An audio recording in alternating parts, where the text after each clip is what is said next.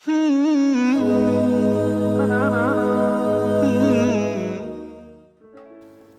pelajar yang dirahmati Allah sekalian, tadabbur merupakan usaha untuk mencari makna di sebalik zahir suatu perkara. Ia juga boleh diterjemahkan kepada setiap usaha manusia untuk mendalami hakikat suatu perkara. Tadabbur tidak memerlukan seorang itu memenuhi syarat-syarat tertentu seperti penguasaan ilmu tafsir Al-Quran kecuali kefahaman secara umum tentang satu-satu ayat. Usaha mentadabbur memerlukan panduan yang benar dan kaedah yang betul. Kaedah-kaedah tersebut sebagai garis panduan yang membuka jalan pencerahan untuk membantu pentadabbur memahami, mengkaji dan menghayati makna Al-Quran. Selain itu, melalui tadabbur, pelbagai kajian dan penelitian dapat dilakukan terhadap ayat-ayat Allah Subhanahu wa taala sehingga kefahaman makna Al-Quran dapat dikembangkan secara mendasar. Maka suatu pemahaman yang mendalam berkaitan ayat-ayat Al-Quran perlu diketahui melalui ilmu penafsiran Al-Quran. Justru, para ulama meletakkan dua kaedah ketetapannya.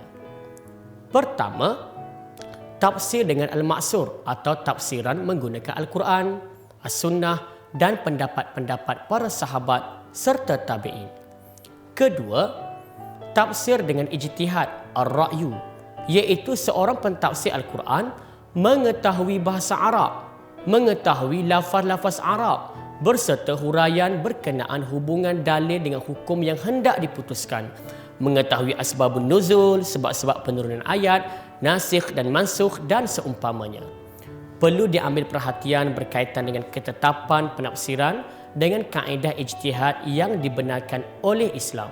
Walau bagaimanapun, kita perlu memenuhi syarat-syarat yang telah dinyatakan tadi bagi mengelakkan suatu penafsiran ayat Al-Quran tidak menyeleweng dari kehendak yang sebenar.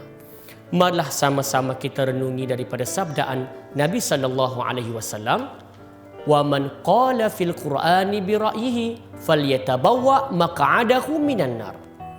Artinya, sesiapa yang berkata sesuatu pada Al-Quran dengan menggunakan pendapatnya sendiri, maka bersiap sedialah tempatnya di dalam neraka. Riwayat At-Tirmizi.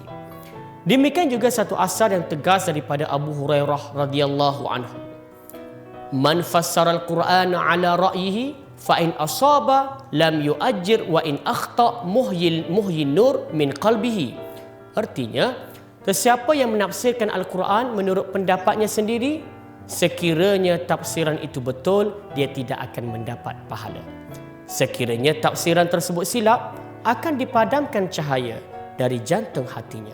Kesimpulannya, para pelajar dan penonton sekalian perlu untuk merujuk penafsiran Al-Quran terlebih dahulu sebelum memulakan proses tadabbur Al-Quran, kerana setiap penafsiran membantu menjelaskan makna-makna Al-Quran itu berdasarkan kepada sumber dalil-dalil dan kaedah yang tepat yang menghuraikan makna Al-Quran.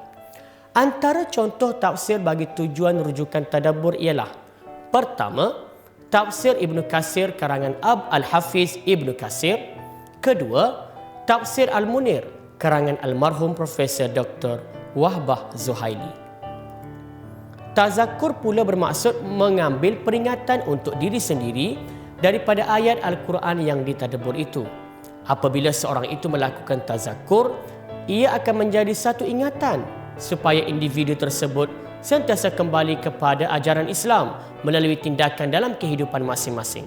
Sebagai contoh, jika ayat tersebut membicarakan tentang janganlah kamu mendekati zina, sesungguhnya ia satu jalan yang keji dan buruk, maka proses tazakurnya adalah aku sepatutnya tidak berzina dan tidak berusaha menjauhi jalan-jalan ke arahnya kerana ia sangat dimurkai Allah Subhanahu wa taala. Dalam video berikutnya kita akan membincangkan kaedah tadabbur dan tazakur secara lebih terperinci.